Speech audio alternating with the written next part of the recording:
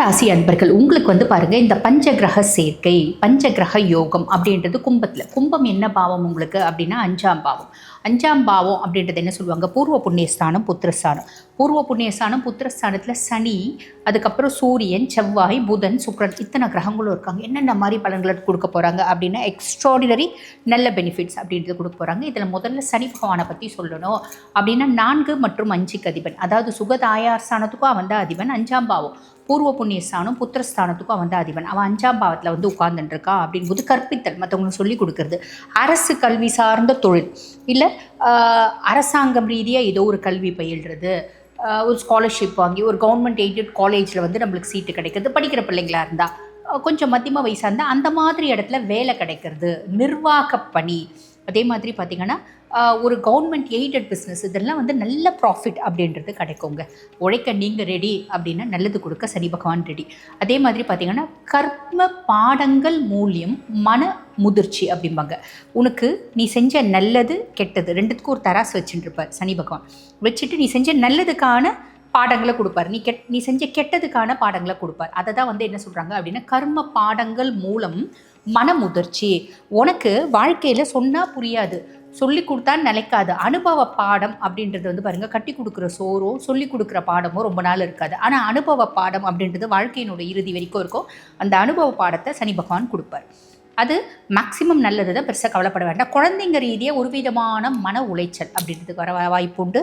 பூர்வீக சொத்து பத்து ஏதாவது இருக்குன்னா அது ரீதியாக நம்மளுக்கு ஒரு விதமான ஸ்ட்ரெஸ் வரும். பெருசாக அது நம்ம கையை விட்டு போயிடும் அப்படின்னு இல்லை, அது சார்ந்து நம்மளுக்கு வழக்கு பிரச்சனை, அதில் வெற்றி அப்படின்றது கிடைக்கும், கவலைப்படாதீங்க. ஸோ இது எல்லாமே வந்து பார்த்திங்கன்னா நல்லது அப்படின்னு தான் சொல்லணும். பூர்வீகத்தில் இருக்கவங்க ரொம்ப நாளாக பிறந்த ஊர்லேயே இருக்குங்க, இந்த ஊரை விட்டு வெளியூர் போகிறதுக்கான வாய்ப்பு நிறைய உண்டு, சரிங்களா? அதுக்கடுத்து சூரிய பகவான் இருக்கார். சூரிய பகவானை பற்றி சொல்லணும் அப்படின்னா லார்ட் ஆஃப் லெவன், லாபஸ்தானாதிபதி 5ஆம் பாவத்தில் அப்படின்போது நமக்கு ஒரு என்ன சொல்கிறது, பிள்ளைங்க மூலியமாக நான் நல்லா கற்றுக்கினையா, வாழ்க்கைனா என்ன அப்படின்றதே என் பிள்ளைங்களே எனக்கு கற்றுக் கொடுத்துட்டாங்க அப்படின்ற ஒரு அமைப்பு. அதே மாதிரி தலைமைத்தன்மை அப்படின்றது வரும். நம்ம வேலை செய்கிற இடத்துல நம்மளுக்கு வந்து பார்த்திங்கன்னா ஹையர் போஸ்ட் கிடைக்கலாம்.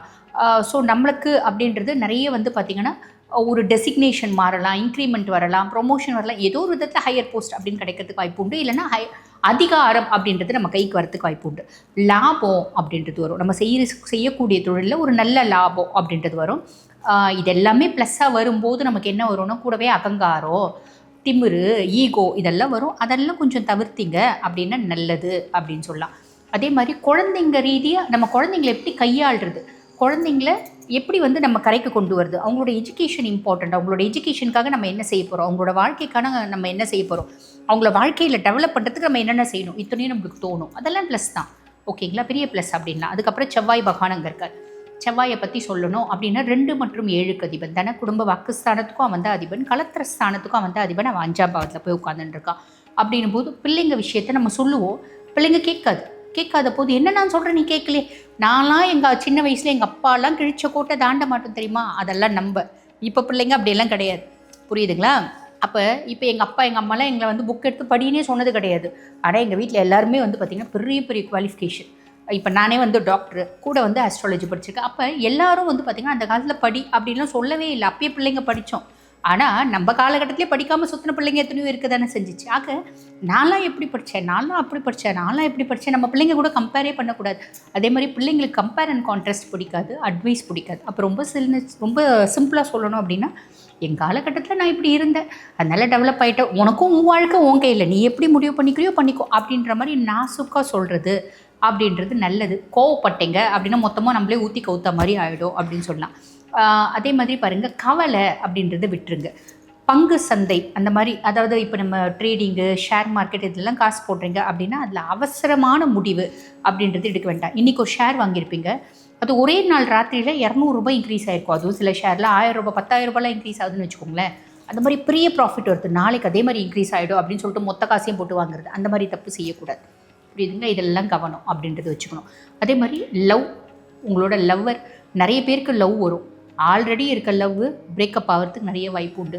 லவ் வந்தாலும் நேற்று பிடிச்சி போய் இன்றைக்கி சண்டை போட்டுக்கிறதுப்பா, நேற்று தான் பார்த்தணும், இன்றைக்கி நல்லா பழகணும், நாளைக்கு சண்டை போட்டுக்கணும்ப்பா, அந்த மாதிரி அமைப்பு வரதுக்கு வாய்ப்பு உண்டு. இந்த ஈகோ கிளாஷு, சண்டை, மன கஷ்டம், பிரச்சனை அப்படின்றதுலாம் லவ் கிட்ட வரலாம், அதாவது லவ்வர் கிட்ட வரலாம்.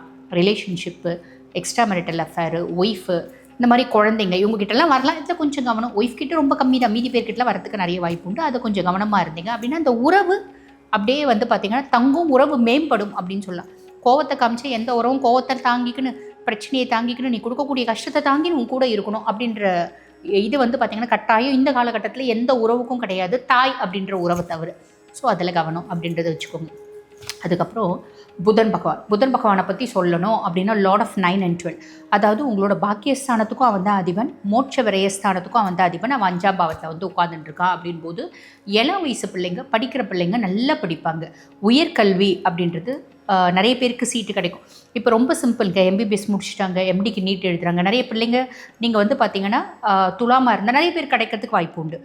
ஆராய்ச்சி சார்ந்த விஷயங்கள், அதே மாதிரி ஆன்மீகம் சார்ந்த விஷயங்கள், உங்களோட ஆக்கப்பூர்வமான சிந்தனை அப்படின்றது அதிகமாகும். வெளிநாடு தொடர்பான படிப்பு, இங்கே வந்து பாருங்கள், நான் எம்பிபிஎஸ் முடிச்சிட்டேன், வெளிநாட்டில் போய் எம்டி படிக்கணும்னு ஆசைப்பட்றேன், தாராளமாக போகலாம். அந்த மாதிரி நிறைய பேருக்கு பிராப்தம் இருக்குது. அதிகப்படியான யோஜனையை மட்டும் கொஞ்சம் தவிர்த்துருங்க, சிம்பிள், அவ்வளோதான். மற்றபடி உங்களோட அறிவு மேலோங்கக்கூடிய காலகட்டம் அப்படின்னு சொல்லலாம். கடைசியாக சுக்கிரன் இருக்கார் பார்த்தீங்களா, சுக்கிரனை பற்றி சொல்லணும் அப்படின்னா 1 மற்றும் 8க்கு அதிபன், அதாவது உங்கள் சுயஸ்தானத்துக்கும் துளாராசி என்பர்கள் உங்களோட ராசியாதிபனே சுக்கிரன் தான், அஷ்டமாதிபதியும் சுக்கிரன் தான். அப்போ என்ன ஆகும்னா ரொம்ப லவ் தான். நான் பிறந்ததே லவ்வுக்காக தான். எனக்கு உலகத்தில் இருக்க எல்லா சொந்தத்தை விட நான் லவ் பண்ணுற பொண்ணு தான் முக்கியம், நான் லவ் பண்ணுற பையன் தான் முக்கியம். அந்த மாதிரி காதலில் ரொம்ப ஆழம் அப்படின்றது இருக்கும். ஆனால் ஏமாற்றம் வராமல் பார்த்துக்கோங்க, கொஞ்சம் கவனம் அப்படின்றது வச்சுக்கோங்க. நிறைய பேருக்கு நான் முன்னாடியே சொல்லிட்டேன், லவ் வரும், ரிலேஷன்ஷிப் வரும், எக்ஸ்ட்ரா மேரிட்டல் அஃபேர் வரும். லவ் பண்ணிகிட்டு இருக்கவங்க திருமணத்தில் ஈர்ப்பு நடக்கும், ஈர்ப்பு நோக்கி போவீங்க, திருமணம் பண்ணிக்கணும்னு ஆசைப்படுவீங்க. ஸோ ரொம்ப வந்து பார்த்திங்கன்னா நம்புறீங்க அப்படின்போது ஒரு சிலருக்கு அதில் ஏமாற்றம் வரதுக்கான வாய்ப்பு உண்டு. ரொம்ப சிம்பிள். ஏன்னா அஷ்டமாதிபதியும் அவன் தான் இல்லைங்களா, நம்பி லவ் பண்ணி அவதான் எல்லாம் நினச்சி ஏமாந்து இப்போ நான் தண்ணி அடிக்கிறேன், இப்போ நான் வாழ்க்கையில் மூலையில் உட்கார்றேன், அந்த மாதிரி வாய்ப்பும் சிலருக்கு உண்டு.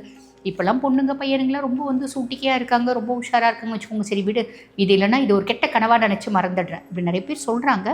இருந்தாலும் ஸ்டில் நான் மறக்க முடியாமல் தவிக்கிறேன் அப்படின்ற ஜாதகத்தையும் நாங்கள் பார்க்குறோம். அதனால் சொல்கிறோம். ஆன் தி ஹோல் மைனஸ் என்ன அப்படின்னா, காதலில் அவசரம் வேண்டாம். பெரிய லெவலில் நம்ம வந்து முதலீடு பண்ணுறோம், இன்வெஸ்ட்மெண்ட் பண்ணுறோம் அப்படின்னா அதில் அவசரம் வேண்டாம். பிள்ளைங்களை நினச்சி கவலை அப்படின்றது வேண்டாம். பிள்ளைங்களுக்காக செய்யுங்க, அவங்க வந்து கரெக்டாக முன்னேறுவாங்க, கவலைப்பட வேண்டாம். பிடிவாதம், அகங்காரம், கோவம், ஸ்ட்ரெஸ்ஸு, அதிகப்படியான ஃப்ரஸ்ட்ரேஷன், நான் வந்து ஆர்ப்பாட்டம் பண்ணுவேன் அப்படின்றதெல்லாம் தவிர்க்கிறீங்க அப்படின்னா இந்த காலகட்டம் எக்ஸலண்ட்டான காலகட்டம். வாழ்த்துக்கள். இப்போ நான் சொன்னது வந்து பாருங்கள், உங்கள் ராசிக்கான கோச்சார பலன் எப்பயுமே 50%. அதே மாதிரியும் நம்மளோட சுய ஜாதகம் பாக்கி 50%.